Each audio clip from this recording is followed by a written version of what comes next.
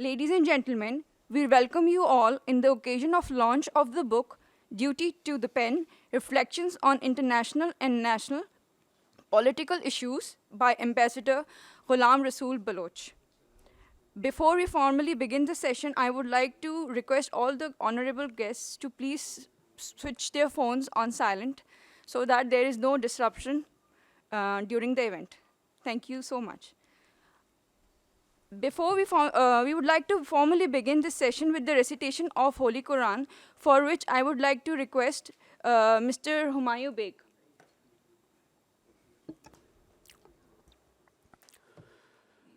أعوذ بالله من الشيطان الرجيم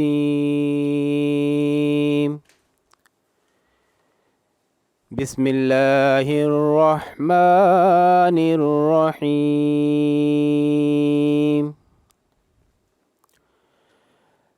أقم الصلاة لدلوك الشمس إلى غسق الليل وقرآن الفجر إن قرآن الفجر كان مشهودا ومن الليل فتهجد به نافلة لك عسى أن يبعثك ربك مقاما محمودا وقل رب أدخلني مدخل صدق وأخرجني مخرج صدق واجعل لي من لدنك سلطانا نصيرا صدق الله العظيم. Jazakallah. I would now request Ambassador Ghulam Rasool Baloch for the unveiling and introduction of the book. Bismillahir Rahmanir Rahim. Honorable Justice Gulzar Ahmed, Chief Justice of Pakistan, former Chief Justice of Pakistan, Honorable Bashir Jan Muhammad Sahab, Chancellor IoBM, Honorable Talib S. Kareem, President IoBM, most respected deans, head of departments, faculty, honorable guests, Assalamu alaikum. I am indeed humbled by mere presence of such a, and of course the Counsel Journal of Turkey, of such a distinguished audience at the launch of my book, Duty to the Pen: Reflections on International and National Political Issues. Before I discuss the contents, or my panelists, they discussed, आवाज़ नहीं आ रही? अच्छा. So could I go there or be all right? Okay. Okay. On है ये? It's on. अच्छा. It's audible? Okay. Okay. So before I really, hello? Can you hear me? All right. Anyway, I'll try to speak louder a bit. Before I, the contents of the book will obviously be reviewed by the eminent panelists we have, but I'll just give some of the reflections. And I think I like to reflect on the title, The Duty to the Pen. I believe that pen is the mightiest of all after God Almighty. Even He has recognized the power and the majesty of pen. The first command to the Prophet Muhammad sallallahu alaihi wasallam in the Surah Al-Alaq was, "Iqra bismi rabbika allazi." Read in the name of your Lord. Khalaqal insanu min alaq, who created man from a clinging substance. Iqra wa rabbikal akram. Read, and your Lord is the most generous. Allazi allama bil qalam, who taught by the pen. इससे बढ़कर कलम की ताकत, कलम की असमत, वक़ार और मकाम की को क्या बयान किया जाए जब अल्लाह ख़ुद कहते हैं कि हमने आपको सिखाया पेन की मदद से। और मैं समझता हूँ, मेरी अपनी जो सोच है कि इंसान की आगाही, व्हाट इज़ कॉल्ड कॉन्शियसनेस का सफ़र कलम ही से मुमकिन हुआ, और इंसान अशरफुल मखलूक़ात के मकाम पर फ़कत कलम की ताकत से ही पहुँचा। In fact, if you look at the Quran, we'll see that there's an entire chapter, 68, which is called Al-Qalam. Its title, Hi Al-Qalam hai. It opens with a verse, Noon wa qalame wa ma yastarun, और वो कलम है जिससे वो लिखते हैं. Chapter 96 of the Quran, one finds another reference to the high value placed on the might of the pen, who taught by the pen, taught mankind that which he knew not. Allazi allama bil qalam. So I have always believed that Allah's command is enshrined in these ayat and others ayat and hadith, make it incumbent on each one of us to read, write, and those who do not attend the proficiency, we are duty bound to carry out that duty to give them the light of education. And this is my inspiration for the duty to the pen. I believe that each one of us owe to the God Almighty that we are endowed with it. And coming to the book briefly, I'll just say it's a compilation of my essays written in the past about 2 years. They follow the flow of international and national events as they have occurred around the globe. I do keep my eyes, ears, and of course mind open as part of my training as a diplomat representing Pakistan in foreign countries for about 3 decades.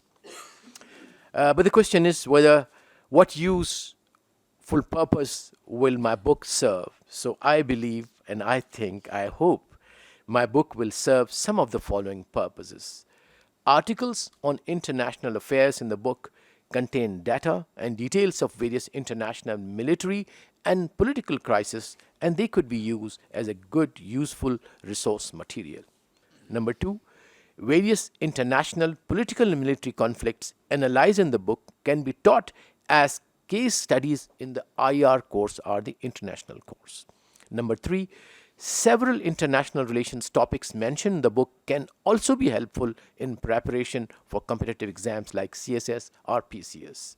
It will also hopefully generate further debate on these topics.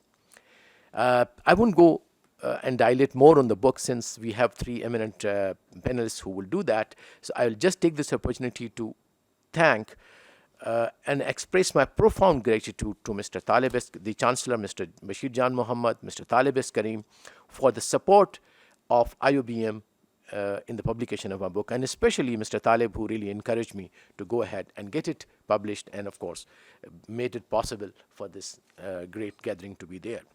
In fact, my dream of writing a book might not have been possible without the enabling academic and scholarly ambience of IoBM, which has been so assiduously created by the senior management, particularly the Chancellor, Mr. Bashir Jan Mohammed, Mr. Talib Karim, and Madam Sabina Mohsen. Sir, you are fulfilling the divine duty to the pen. May I compliment you all on this. I would also like to take this opportunity to pay my tribute to the founder of IoBM, late Mr. Shahjahan S. Karim, for the establishment of this great institution. I would like to thank all the distinguished guests, particularly our former Supreme Court Chief Justice, for sparing time and coming over to us, and of course the Honorable Chancellor, the President, and all of the distinguished guests. I also have very special guests who are my course mates in the Pakistan Army, Brigadier Sabur, Naqvi Sahab, Colonel Sahab, and Najam, who have come all the way. And I would also like to thank the panelists, Dr. Sarwat Noman, Dr. Arif, and Ambassador Hassan Habib, for being part of this panel to review the book. I would rather let the panelists to share their perspective of the book and would not like to preempt them. I once again thank you all for being here and made it possible for this day to happen. Thank you, sir.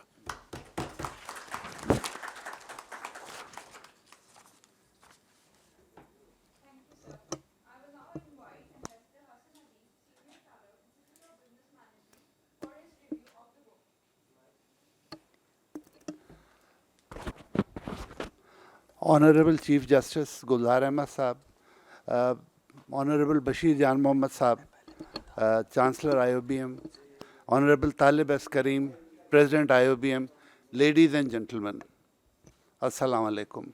I feel honored at speaking on this occasion, as I have known Ambassador Baluch Saab for a very long time during my working life at the Foreign Office and now at the IoBM. I had always avoided working directly under him, but we were together. He was known as is known to be a very hardworking and mind his own business type of person who was always carrying some material that he was researching. His book, Duty to the Pen, published by the IoBM, reflects his hard work, put in articles on international and national issues, his analysis of the issues, and then announces a path to be taken to resolve that issue. I would like now to read from page 45 of the book, where you can feel that when he's talking about the Afghan issue, what are his conclusive remarks. Afghanistan and Pakistan are two intertwined brothers, and two will have to survive the vicissitudes of current history as they have done in the past. Pakistan, in collaboration with Afghanistan and other international stakeholders, should embark on a grand global effort of rebuilding the war-ravaged country. Investing in peace in Afghanistan today is indeed an investment in sustainable peace for tomorrow in Afghanistan, the region, and the world at large. This book is divided into chapters consisting of articles on the subjects. Like there is a chapter on Afghanistan with 4 articles, other chapters on India, China, the USA, Russia, the Middle East, and the global politics are all on important issues that should provide basic information to students, researchers, and common man interested in the global issues. Needless to stress that as the common man in Pakistan takes little interest in the global affairs, our policies ahead are rather weak.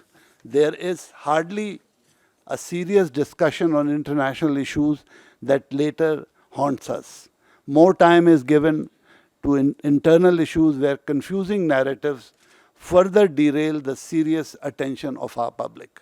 Ladies and gentlemen, under Pakistan national issue, Ambassador Baluch takes us from populist approach to foreign relations, to leadership and governance in Imran Khan's era, to issues of education, animal rights, national locust policy, hybrid learning in COVID-19, and digital diplomacy for Pakistan.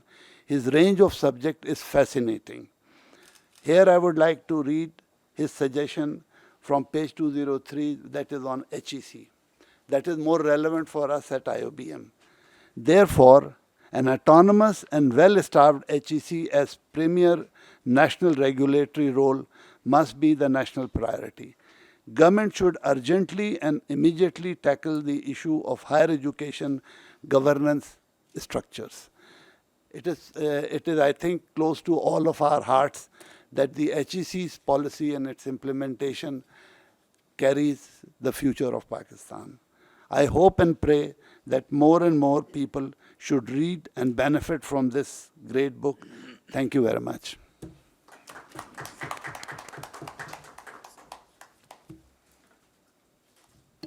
Thank you, sir. I will now invite Dr. Mohammad Arif Tamga Imtiaz, Director Research, Institute of Business Management, for his review of the book. Thank you very much, Faiza. Ladies and gentlemen, please do spare me if you find me a bit nervous or lost for words, because whether you are in a dock in a court of law or on the dais, it is always difficult to face a Chief Justice of the caliber of Justice Gulzar Ahmed. Sir, I do seek the magnanimity of your lordship for plucking this lighter vein, for which I had to muster Herculean courage, of course. Whereas, factually speaking, we are extremely honored, and I welcome you formally on the behalf of the management and my colleague faculty members to the IoBM. Thank you very much for coming all the way and giving us this way to bear you closely and intermingle and intersmile, of course, at a cup of tea later on. I interject here. When I am sitting in a court of on my seat Sir. in a court, then there I am a different person altogether. That's why And I saw you. everybody has to be very careful in what he says. Yeah. I would, sir, I would. But now, among the people, I'm just like all people. Of course, and at a personal note, sir, I'm very fond of your landmark judgments which you had given during your time, be it Panama Papers, be it missing persons, or Karachi law and order situation, and especially the case regarding Miss Askia Bibi, to whom your landmark judgment allowed her to be released from the death cell to the safety abroad. And humanity shall remember your good self for long for letting her free from the clutches of the religious bigotry. Thank you very much. And of course, the judicial reforms like e-court systems and the special tribunals are another colored feathers into your throne. Now coming to my actual assignment of the day, for which I have dared to take this podium, that is giving my perspective and review about the book, Duty to the Pen and Reflection on International and National Issues by Ambassador Ghulam Rasul Baloch. I would say it takes a person like Ambassador Baloch, with his enriched experience of 30 years of diplomatic service, who could come up with such a wonderful mosaic of international and national issues. The book is an impressive example of brevity and clarity, where the author is able to skillfully walk his reader through a maze of issues that so profoundly impact and touch the lives of all of us.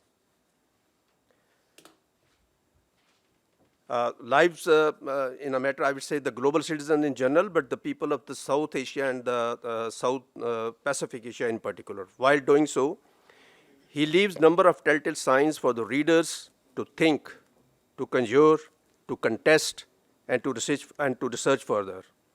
For this very reason, I find this book, especially for the students of international relations, a trove of researchable questions and gaps for them to pick up the threads and move on to make worthwhile additions. Because I'm a director, sir, so I have seen the book with my own perspective.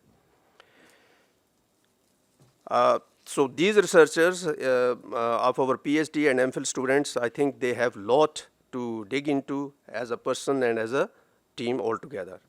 It is evident from the chronology of the book that author has adopted Pakistan-specific approach in prioritizing the issues and their subsequent discussion, starting with Afghanistan.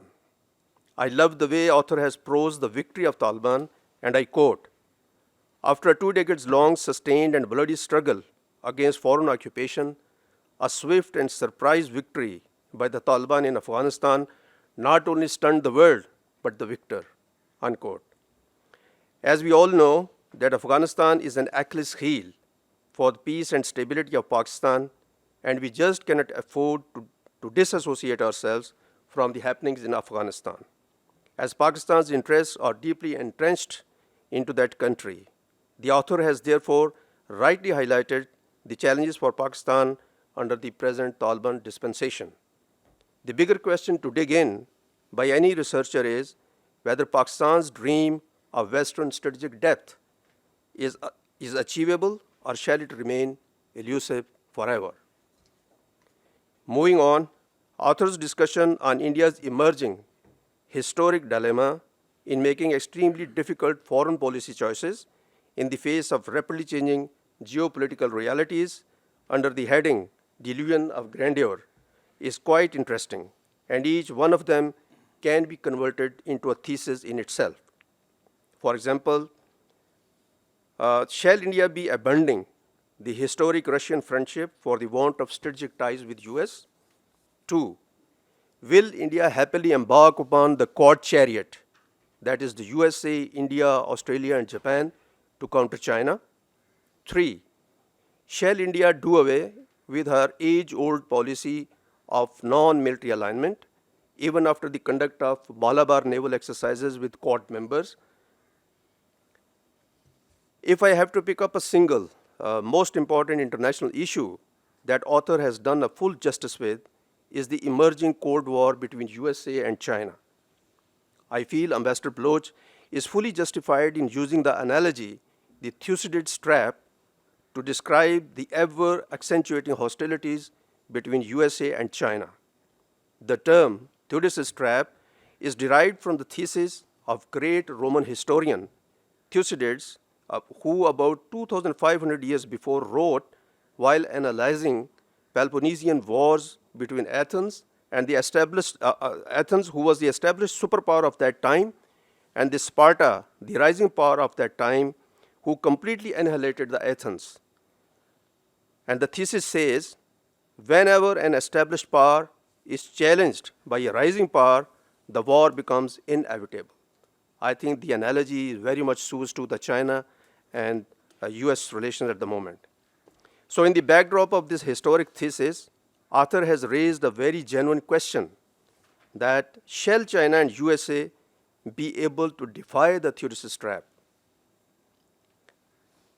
Such as, but in my own personal opinion, looking at the on-ground realities and the events such as the protectionist trade war between USA and China, aggressive US diplomacy over Taiwan, emergence of new geostrategic and geopolitical realignments in Indo-Pacific region under US sponsorship to contain China, such as Quad, which includes USA, India, Australia, and Japan, and the latest landmark military pact, namely AUKUS, which was signed on the 13th of March between UK and USA and Australia, in which it has been decided to provide 5 Virginia-class US nuclear submarines to Australia, the biggest ever US military deal. All these events clearly point out that US and China are rapidly gravitating towards the Thucydides trap, with the doomsday consequences for the world in general and Asia-Pacific in particular.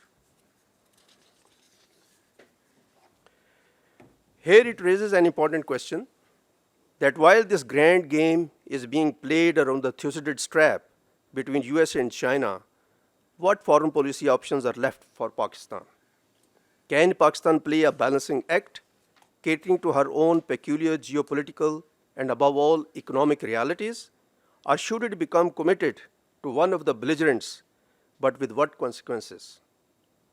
Moving on, while discussing ongoing Russia-Ukraine conflict, where author has insightfully discussed its far-reaching adverse effects on the world food and energy supply chain, resulting into a grinding global inflation, has made a pertinent statement that says, and I quote from the book, "A lesson from the history of war is that antagonists do choose the timings of war, but they simply have no control on how it would end."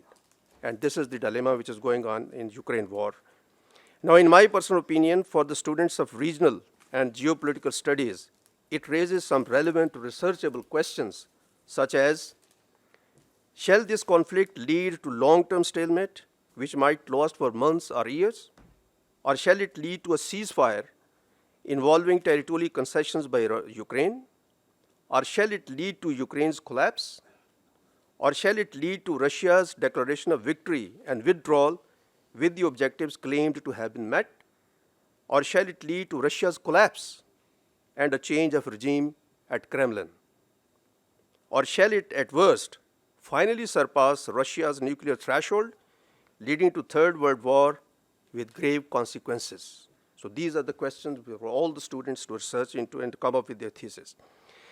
Next, with regards to Middle East, book strikingly equates Palestine and Indian-held Kashmir situation, and one just cannot agree more with the author to call both the regions as apartheid enclaves of the 21st century, two simmering volcanic pits, having all the potential to make both the regions of Middle East and Indo-Pakistan to fall into a future conflict of gravest ends. The book also contains a very interesting discussion on the role of United Nations, and author has given a candid critique on United Nations' selective approach to some of the outstanding world issues and conflicts. His efforts to draw UN's attention towards rising ideology of hate among nations on the basis of religion, faith, caste, and creed are commendable. Ambassador Baluch has been extremely discompassionate, and rightly so, in alluding to some of the national issues, and I, as one of the readers, have following takeaways. Number one, taking populist approach to foreign policy issues, such as slogans like imported government, are critically injurious to the national foreign policy. 2, Pakistan has never been confronted with the challenges of leadership and governance as of today.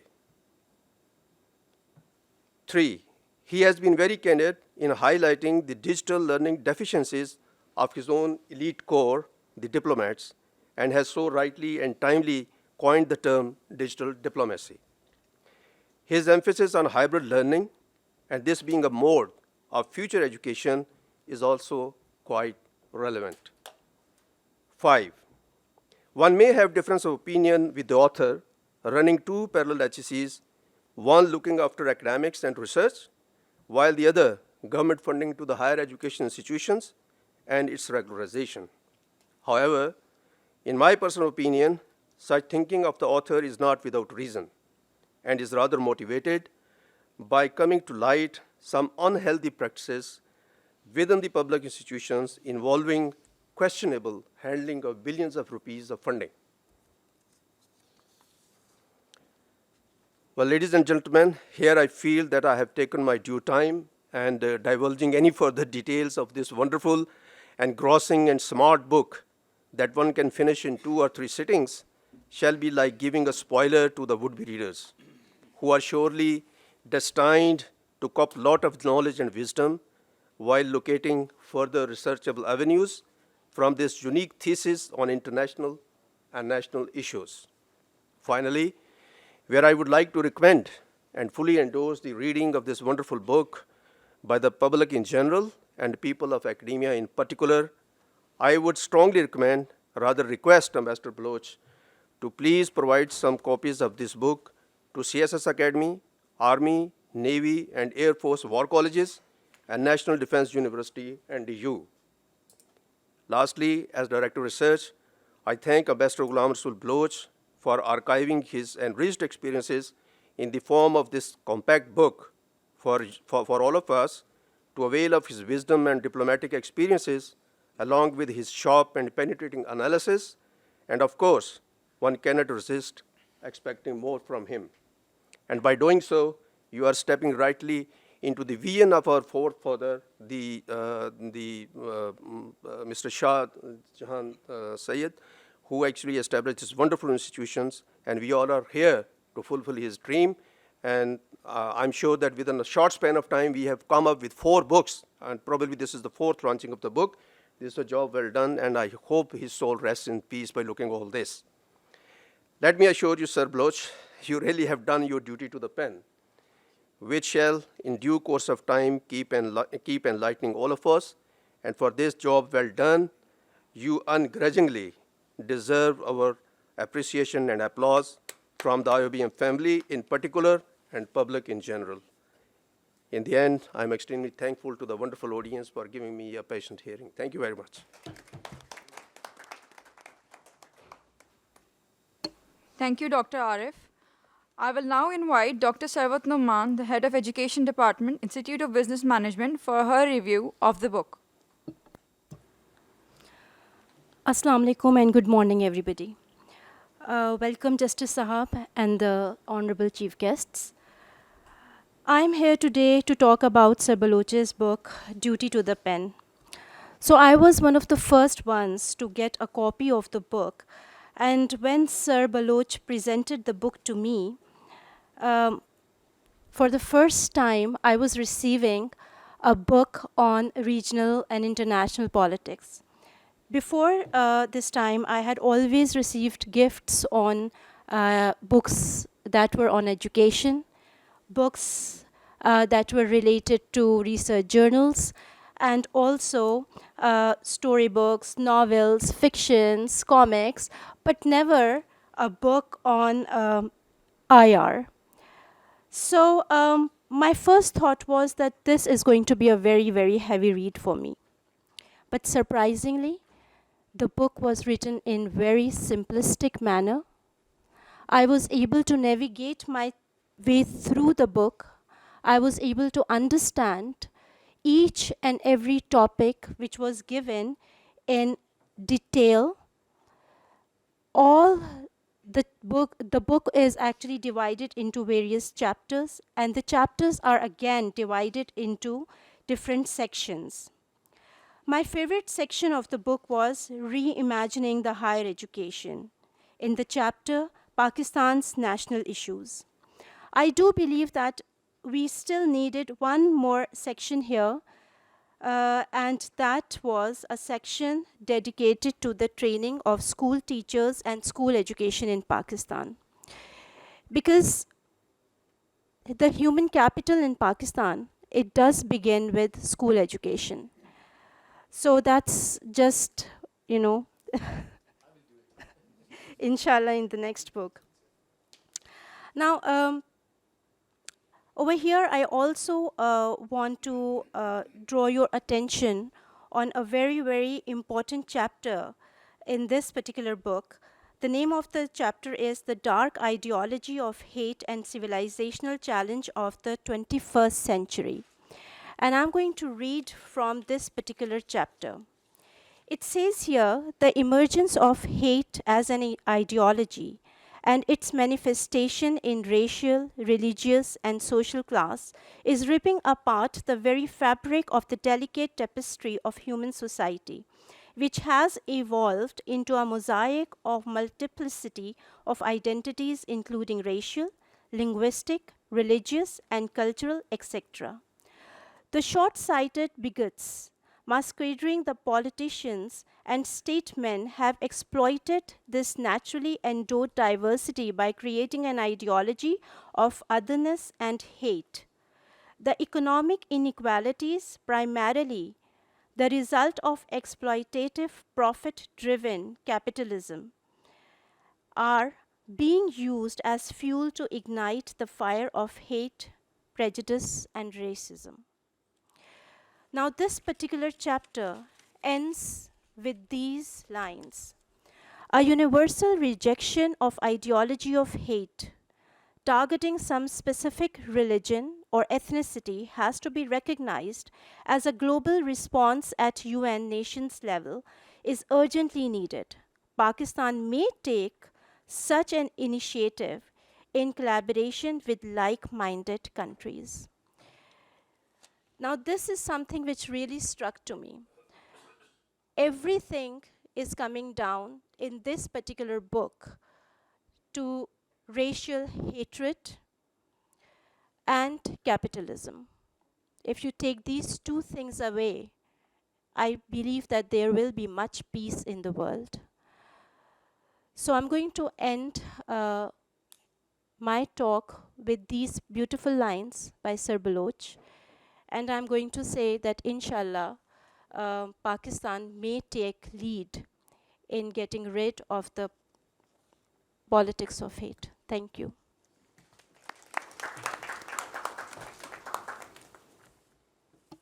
Thank you, Dr. Sawat. May I now request the Honorable President, Institute of Business Management, Mr. Talib Sayyid Karim, for his address to the audience. Bismillah ar-Rahman ar-Rahim. Honorable Justice Gulzar Ahmed, former Chief Justice of Pakistan, Mr. Bashir Jan Mohammed, Chancellor of IoBM, Ambassador Baluch, the author, Excellency, Counsel General of Turkey, honorable guests, ladies and gentlemen, Assalamu alaikum and good morning. I think Ambassador Baluch came to me a few months ago and talked about publishing a book. And I felt that he was a bit concerned about how to go about doing that. And, I told him that you are in an environment where any type of academic activity is encouraged. And we'll take the responsibility of publishing the book. And you take the responsibility of the contents and everything else. And inshallah, the book will be published. And here we are, after maybe 2 to 3 months. Thanks to Royal Books for taking the project and completing it on time. I think I've always believed that practitioners are the best teachers. I do have that conflict with HEC that PhDs can only deliver. I think there are many areas where practitioners are more a better teachers than someone who is coming from pure theory. And public relations or international relations or Pakistan studies, I mean, there's no better individual than a former ambassador to teach our young minds, because they bring in their own practical experience into the classroom. And we are fortunate that we have three former ambassadors at this stage teaching.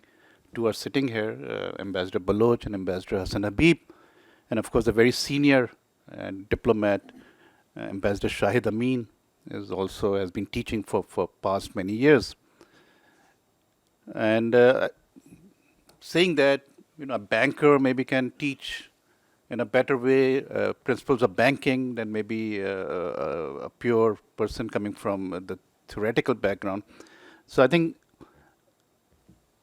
the induction of our honorable ambassadors have added great value to the teaching that is taking place. And the book is an example of that, that it can be used in terms of literature with our students. It's an easy read. I mean, there's nothing complicated about the book. One unfortunate thing that is happening globally, not just in Pakistan, is that the reading habit is dead. No one reads. I recall when I was 10-year-old, my father used to bring in Time magazine, Dawn, newspaper, Newsweek, Reader's Digest, and would force me to read. No, I don't think, even if you ask a youngster what Reader's Digest is, I don't think he or she will know what Reader's Digest is. So that reading habit is gone, and we need to inculcate, back into minds of youngsters on to read. I think the smartphones have done a lot of damage, besides adding a lot of benefits. So I hope, inshallah, we'll send copies everywhere, complimentary copies on our behalf to all the libraries and to relevant places of your book. I think we are quite fortunate that, sir, this is the third book that we have published this year. I mean, we are talking about March. From January to March, this is the third book that has been published by one of our faculty members. The first book that was published was by Dr. Shahida Wazarat on alternative to IMF. Our chancellors tend to disagree with that topic, but he was there at the launching of that book. But she has provided many alternatives to IMF. The second book that was launched just a week before, last Saturday, was on Digital Pakistan, which was authored by our CTO, Chief Technology Officer, on Digital Pakistan. And third book is this, and I hope that some of the faculty members sitting here, this would motivate them to publish more books and more papers, which is of quality and can be read by many others. I think, as mentioned by the author and some of the speakers, that we are going through very difficult times. As citizens, we are going through very difficult times. We are going through economic crisis. We are going through, rupee-dollar parity, the way things are fluctuating. I think we are dreading next week when all of a sudden prices are going to go up. I hope courts will take some action against that, that the prices should not go up. And of course, the regional conflict. I think we are surrounded by countries where, unfortunately, we are not getting along with them. And I think some of those have been discussed in the book. So we have Afghanistan, we have Pakistan, we have Iran, and some of the other. We need to mend our relationship with them. Of course, we have great friends like Turkey. We have good friends in China and other places in the Middle East. But I think once our economic situation improves, I hope it does, things will get better, but we are looking at really tough times this year and I think next year. I think that demotivates our youth. And as Sarwat rightly said, that one of the crises that we are facing is out of school children. We have this huge youth population, but unfortunately, millions of young children are not going to schools. I think if we don't have that foundation right, just imagine that when in next 20 years, when we have this huge youth population, but uneducated youth population, what will happen to this country? So I think education has to be a priority for all of us, and unless we educate from the foundation upwards, we will do great injustice to this country. I think I always tell our students, that personally I think, maybe I'm wrong, but personally I think that we have, failed as leaders, our generation. I think we have not done enough for this country, the country which has provided us with everything. This country, whether you talk about resources and some of the judgment that has been taken by court reflects that, but whether you talk about resources, whether you talk about, weathers, whether you talk about different type of places in Pakistan, I think we have done great injustice. But we have to ensure that in future, that the youth of this country, have enough with them to take this, great country forward. And I hope that it will happen, inshallah. Just a brief introduction about the institute. We were established, sir, in 1995 in the private sector, as mentioned earlier by my late father, Mr. Shahjahan Karim, who had just retired as Chief Secretary in 1994.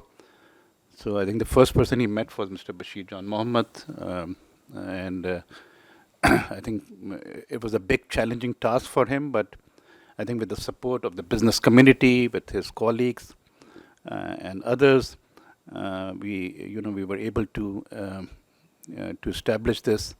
And from 92 students in 1995, we are about 6,000 plus students, mashallah, with almost 12,000 plus alumni, strong alumni group, who now after 25 years are reaching that C-level positions in organizations. They are placed in all our organizations. And if I'm not wrong, there's at least one who's the Turkish consulate also, one of our graduates. She was at least, I don't know whether she's still there or not. So, so that gives us a great satisfaction that the graduates, the youngsters, are being placed, are doing well, and contributing to this country. A lot of people show concern that there's a huge this pattern of people leaving the country. I think the figure is about 800,000 or 900,000 people left this country. I always say that it's not bad for the country if they're leaving. At least they'll send some dollars back, which we need. But no, brain drain, a huge or drastic type of a brain drain is not good for the country. So we have to provide opportunities within the country to curb that, where youngsters should not talk about leaving the country, but should talk about also working within the country. I'm extremely grateful to you, sir, for taking time out from your very busy schedule to be here, and excellency for you to be present here. We felt like that it has happened to us when earthquake took place in Turkey, because we have very close relationship. I think Turkey is the favorite destination of all Pakistanis for vacations. We love to go there because of similar, religion, culture, food, and other things. And we have some very good relationship with Turkish universities, where our students go to Turkey on exchange programs. So thank you for being here, and I wish Ambassador Baluch all the very best. And I hope that there'll be a second edition of the book coming up very soon, and we look forward to your continued contribution to this institute. And I hope that students and faculty members will take advantage of this book and learn from your experience as a diplomat. Thank you very much, and all the very best. Thank you, sir. May I now request the Honorable Chancellor, Mr. Bashir Jan Mohammed, for his address to the audience.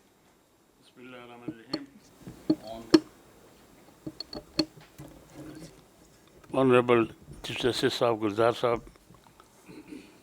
Ambassador Baluch, my friend Zubairi Sahab, the Consul General of Turkey, Talib Karim Sahab, distinguished ladies and gentlemen. First of all, I am very sure that whatever I say, I will not come in a contempt proceedings. Of course, there is nothing legal being discussed here. I am going to touch on the subject which is a current subject, and mainly the subject which has been raised by the ambassador.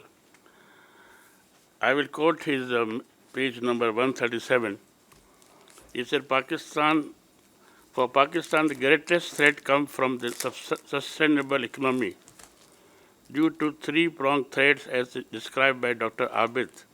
Pakistan economy is facing a three-pronged challenges internally. It is facing soaring prices of essential commodities such as oil, gas, wheat, sugar, unusually high shipping. You forgot my own edible oil. Yes, sorry. and foreign trade. Again, in many other pages also, he has quoted Pakistan in the midst of the serious economic crisis. Then he quoted the PTI problem. He's quoted that IMF. Now, I have read 2 hours last night the book. And let me tell you the subject which he has said, with a journal like Afghanistan, like Higher Commission, etc. I would endorse it totally. Of course, Higher Commission, the people are here who can say better. But I will like to address only on one point, Honorable Sir, where we are today, what we are today. And I wanted to ask a question to you, Mr. Saab. Your book has given many narratives and many facts and figures, but you have not suggested any remedy out of the problem today. What I want a remedy from Honorable Chief Justice. I would not like to, as I said, I'm not now facing contempt. I can say that all the pillars of Pakistan has not done their jobs properly. I would not like to name anyone, but including the businessman myself, I can name it. We have not done our duty in the way we should have. IMF. I was a few days with the Army Chief in delegation, and I also met the Finance Minister. The disappointment and the reflections in their faces showed that we are the helpless people at that level. Who has put to us in this helpless position that we can blame all the government from 1947 up till now. But have we addressed this problem today? My mind changes every time. When I read news that China, Saudi Arabia, and Iran has made a sort of a deal. When today it came, the deal was done by our diplomacy. Whether that was a diplomatic statement or that was undiplomatic statement, that of course the ambassador can reply. Was this statement needed today when you are begging to IMF to give money? And secondly, economic crisis, Talib has touched a little bit. I'm in the industry. I know how things are being, if I use the word manipulated, I'll not be wrong, by even our own community, the business community, and the bureaucracy. The bureaucracy stops the clearance of goods, unnecessary, for weeks and months, and there is no governance. Nobody can ask them why you're not clearing the good for any reason. And one of the reasons for the soaring prices is the bureaucratic approach. And number two, of course, most important, that we don't have dollar to pay. I will tell you, you are not the subject, but subject is this, which foreigner will come to Pakistan? I have joint ventures with Malaysia for 4 companies. Our dividend is not remitted from last May, 11 months. We have not paid dividend to this shareholder. Will people come here to make money? And if you declare dividend, you have a good performance. And if you don't pay the money for 11 months, how do you expect the foreigners to come here? Unfortunately, we have not addressed these issues. Now, coming back to the situation I said now, and I said I have no solution, and I'll be glad if the Honorable Judge Saab and you, sir, can give a solution. Can we, when we read the newspaper, what we see? One group said we should have relations with China, one group said America, other group said we should have a combination of that. I agree that we should not join one group. But what choice do we have today? Tomorrow, I don't know. Today, if we go in default, believe me, there will be catastrophe. The prices will double. The people may come on the road. There can be anarchy. And there can be a lot of problems also. Just as a layman, I don't understand. When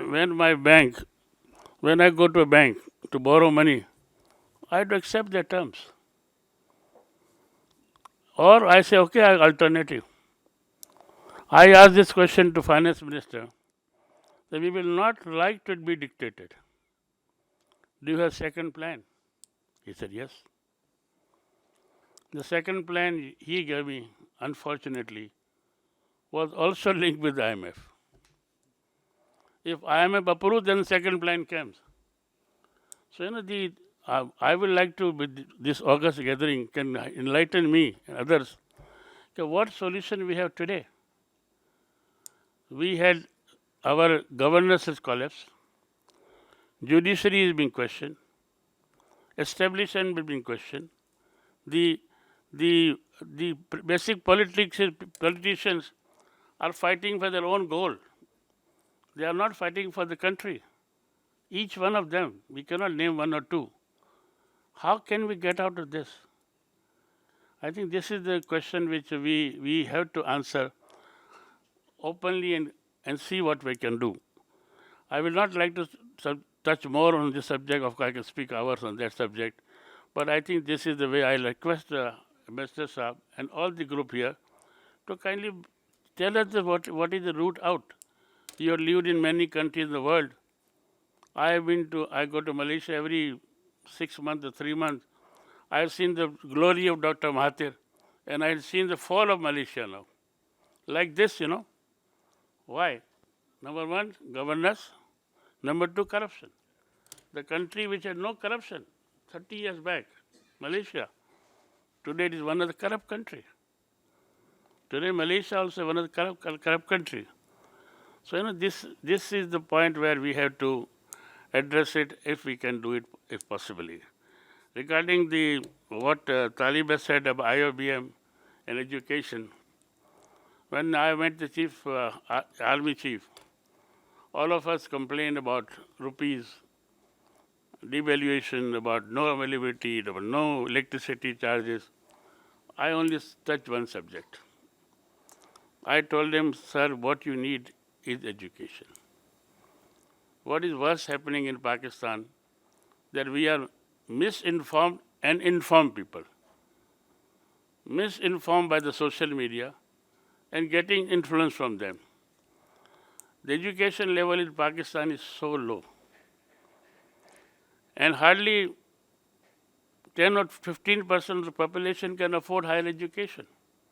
Therefore, IoBM, we have started that anybody who gets through our results, our tests and interview, he will not be declined admission.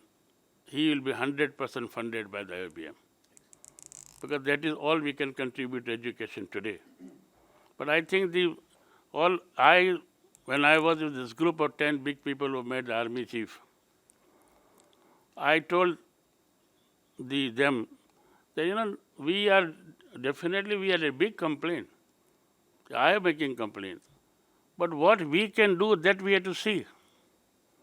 If I can start a school, why not? If I support a college, why not? If we need technical education, why not? So, my feeling is this, all of us has to contribute. Of course, as Talib has said, it's true. I was in Dubai 4 days back, and believe me, it's eye-opener. The whole flight was full, not a single seat.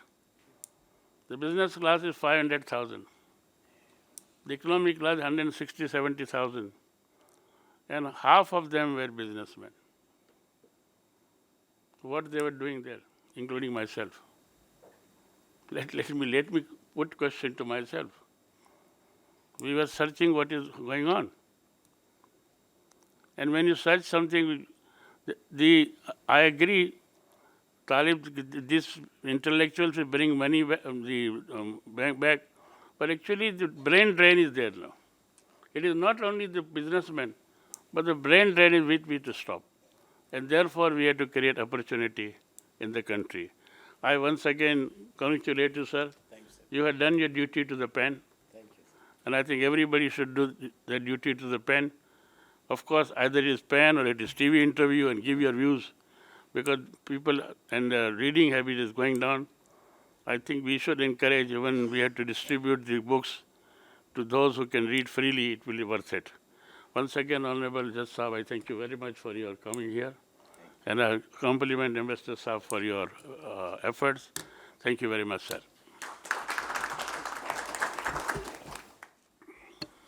Thank you, Mr. Bashir Jar Mohammed. May I now request the Honorable Counsel General of Turkey, Mr. Cemal Sangu, for his address to the audience.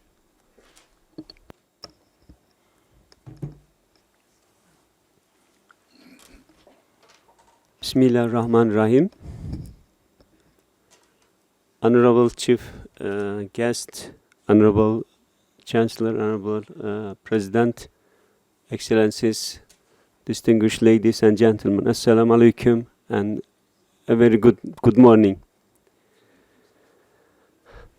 I would like to thank Ambassador Baluch for his invitation for me to come here, and it's a pleasure to have the opportunity to make a short speech today.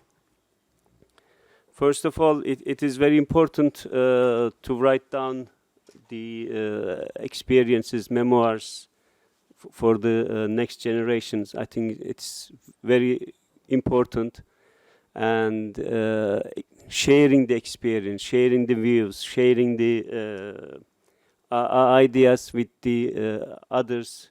It is I think he mentioned 3 decades, yes, it's a huge time. So congratulations and compliments. Being the PhD student of IR, I'm going to read, and then I will keep it as an reference book, guidebook, as a resource book for myself. And of course, it is important for the, as you mentioned, young minds, young generations to get the benefit of the experiences for 30 years abroad in different countries. So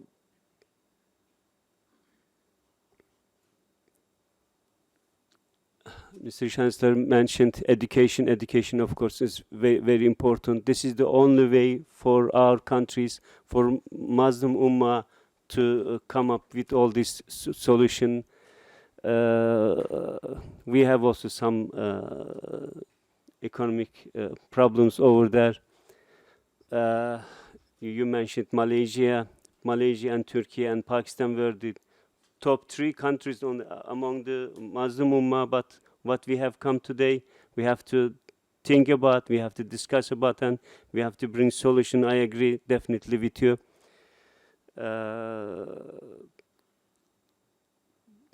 You mentioned one of your student, I think Miss Rabia, she's still with us. I can say that. And then it's an asset for us. Thank you so much, all your support. So congratulations again, Ambassador Baluch, for your book. I'm going to read in every line. Thank you so much. Thank you. Ambassador Baluch will be donating all the proceedings of the books for Turkish earthquake fund. Yeah.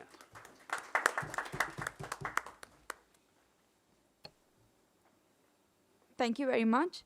Now I'd like to request the chief guest, Justice Gulzar Ahmed, for his address to the audience.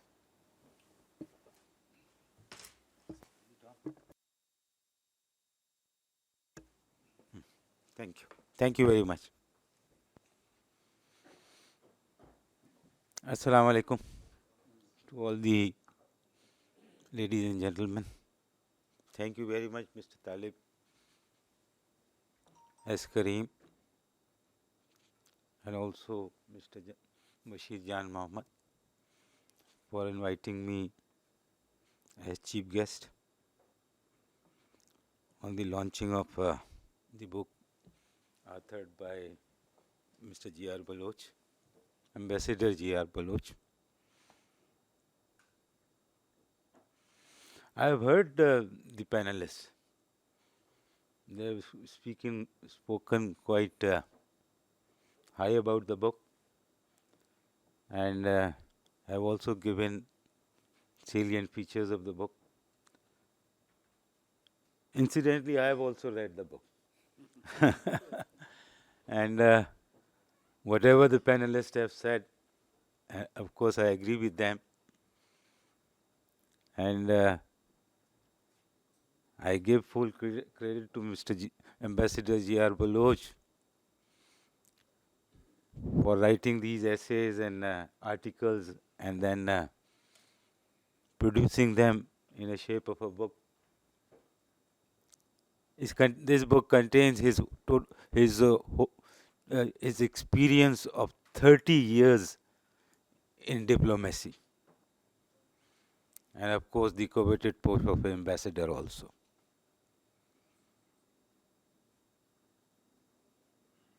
Chapters have been 8 chapters have been, and there are semi-chapters also.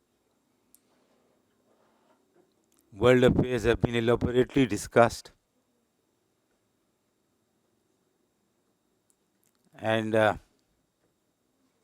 personally, I did not have anything to disagree with any aspect of the matter which Mr. Baluch has written in the book.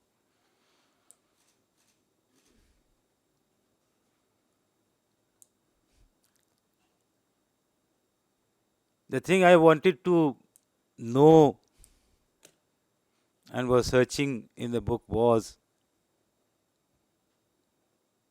what are the bases and principles on which foreign policies are made?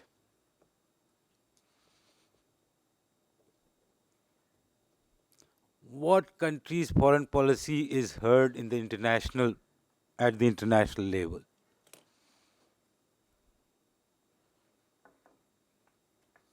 What are the requirements and essentials, theoretically and practically also, for making of foreign policy and how that foreign policy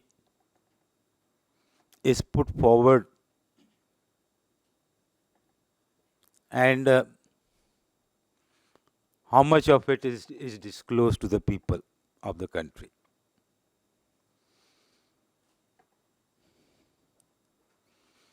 To me,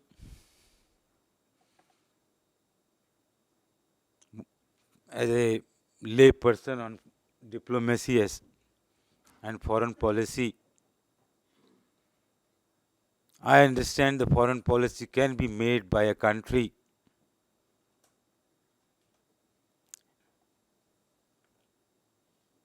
and that foreign policy can be heard on the international arena where there is an education among the people, where there is economic well-being of the country, where there is security assured to the people, where there is substantial economic activities going on in the country, and country is some sort of a reckoning country in the matter of economic, education, environment, culture. Incidentally, what we see is that we have nothing to offer. Pakistan has nothing to offer to the world. Pakistan is a defeated nation.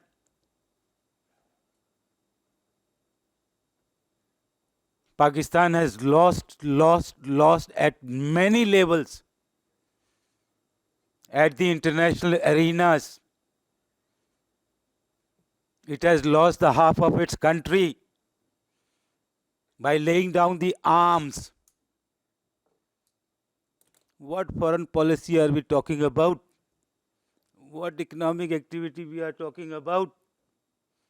Do we stand anywhere in the world community? Is there anybody going to listen to Pakistan? You are a defeated nation. I am sorry. There is no one listening and no one will listen. No one listen. You are a most corrupt country. Your politicians and all other people who have dealing in the matter of state have no idea as to what they are doing with the country and with the nation. Nation is totally disoriented. They do not know what's happening. They don't know what to do about it. How to go and correct the situation. Elections are some sort of a farcical thing which happens in this country.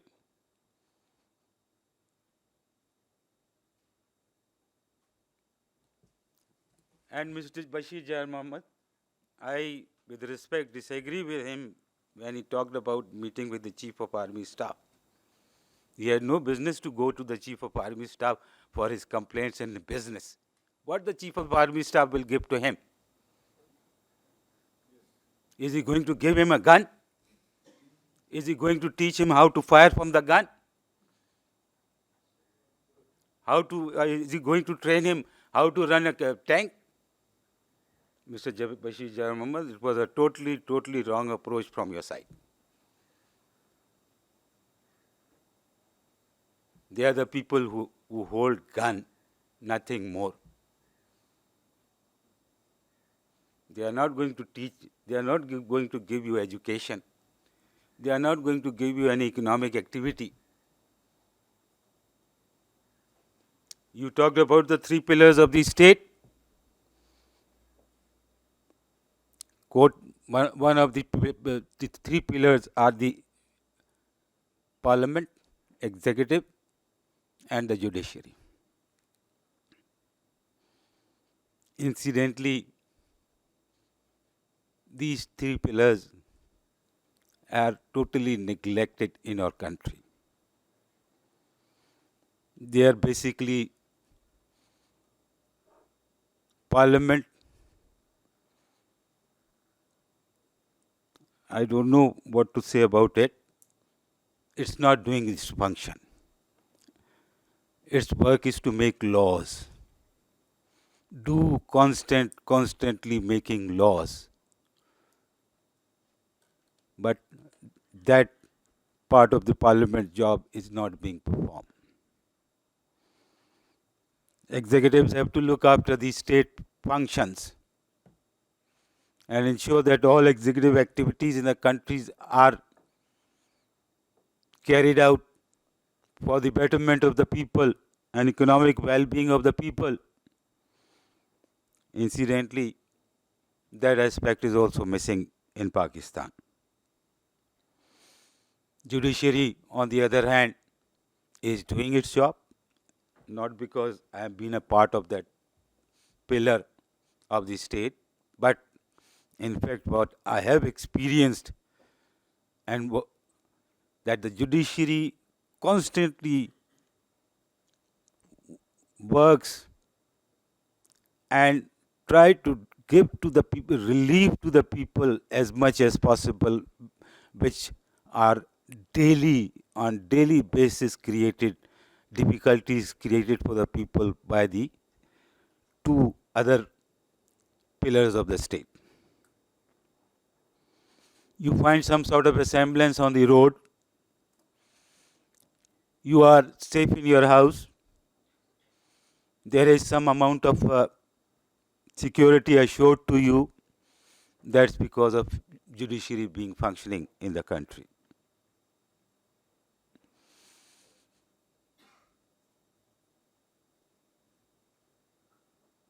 I believe there is great need for discussion, and not discussion just for the sake of discussion, but a discussion for finding of a solution. We cannot become a reckoning state in the Committee of Nation and be heard unless we have some values attached to us, and those values are reflected in our policies.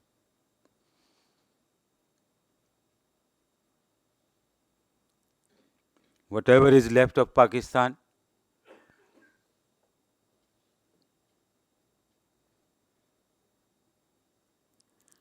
I believe we should ensure that leftover Pakistan is taken care of by the people.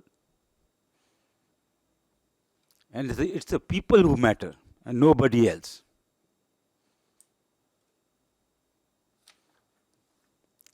Elitist society, I don't know what does that mean, but it's altogether a wrong notion. There should be no elitist society in Pakistan.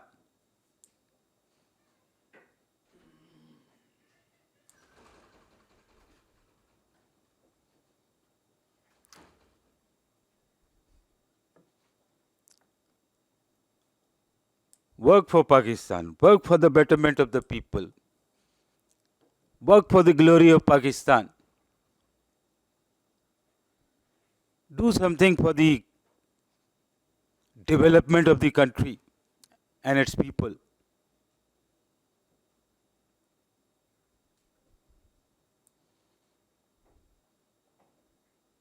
Then only you will be heard at the level of international arena. Security Council decision is still pending regarding Kashmir. Nothing is happening. India is literally, by removing Article 370 of the Constitution and has literally taken over the Jammu and Kashmir and Ladakh. and made it part of its country.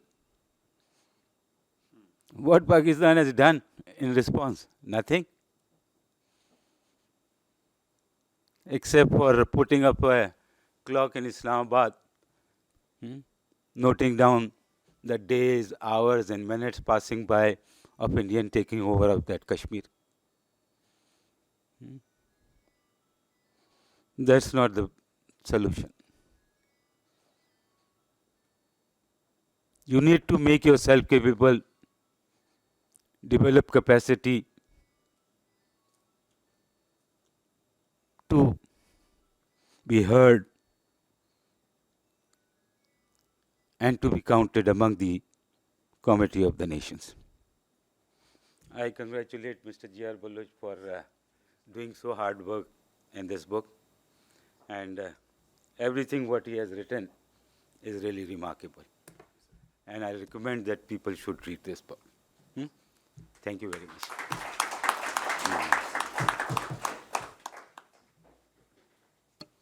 Thank you, Honorable Chief Guest, for your remarks. We will now have a short question and answer session, and I would like to request the audience to raise their hands and ask the author if they have any they have any questions.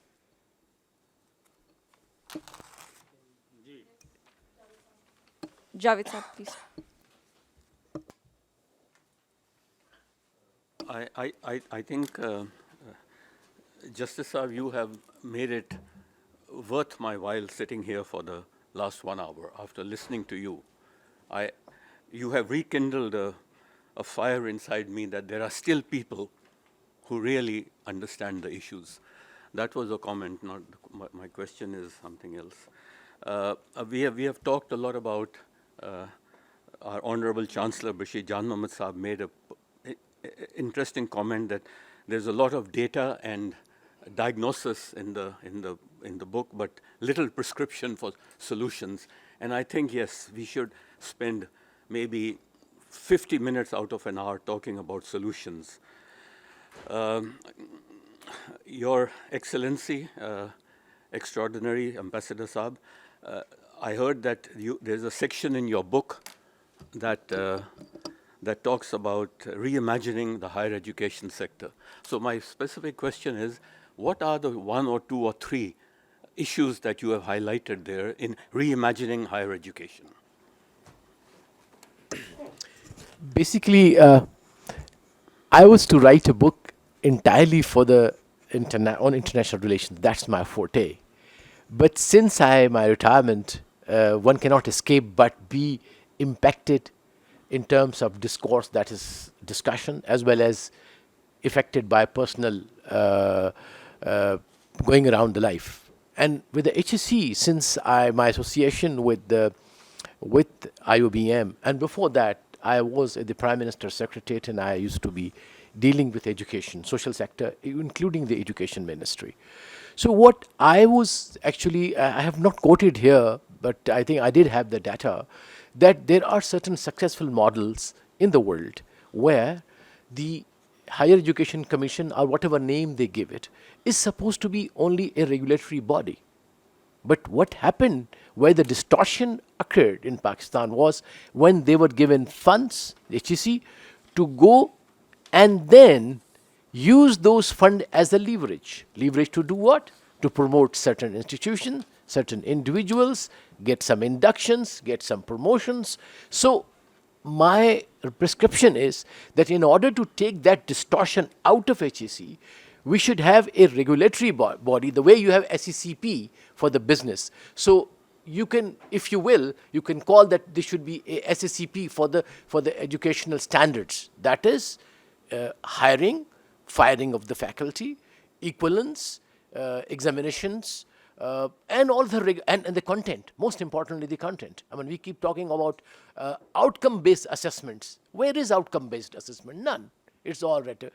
बेचारे बच्चे memorize करते हैं, लिखते हैं, and also the emphasis on scholarship for the faculty, with due respect to all those who with the PhDs. But I don't know really. I'm not talking of IoBM, but that is what I'm saying is actually a vice chancellor in Islamabad he told me that after my faculty, they do their PhD, it is hard for me to find whether they have continued to research, have they come up with some further advance on that. So I think these issues we need to look at, and HEC should, in my view, make that as a primary, like their job. As far the funding is concerned, some kind of a corporate entity of all the vice chancellors or universities can come up and then have the criteria how the money would go to the public universities or not go to the public universities. So that is the kind of distinction I thought. It may not be perfect, but this is what I thought I will just submit. Thank you, sir. Sir, now we'll take another question, please.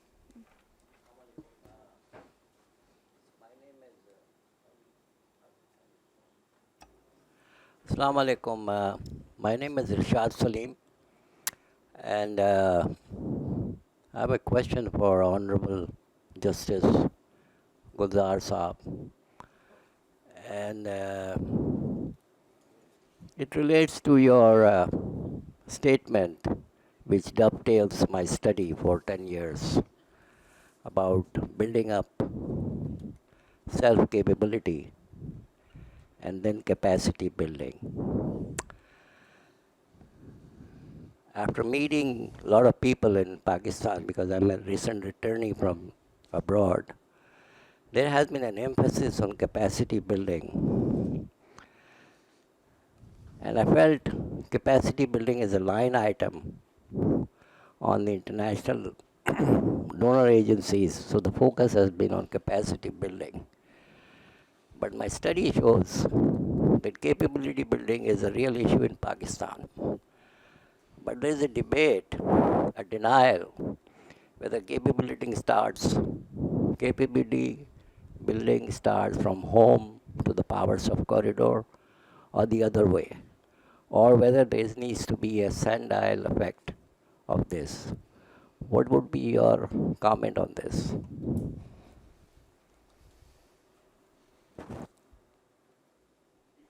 Thank you, Dilshad Saab, for your question. Basically, I am not a educationist, and it's not my forte to say as to how this capacity building and all educational system and all this is to be done. But one thing I am very clear about,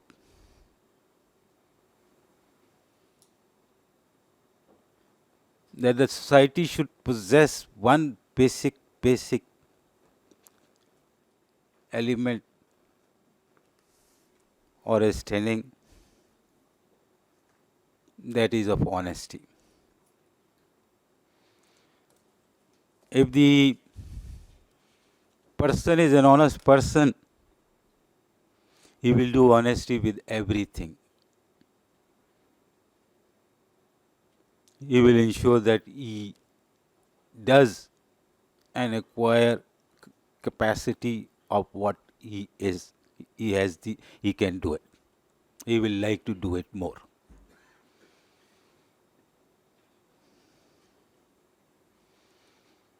You cannot teach capacity building by making a person sit and teach him. If any person wants to learn something, there are books available. You can go and buy the books. Today is the day of computer.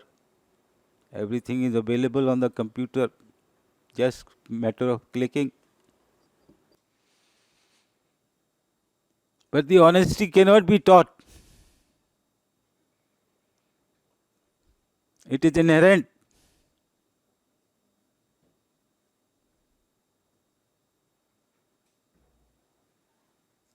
I believe that very aspect of the personal trait will inculcate in a person to build a capacity in himself. Thank you.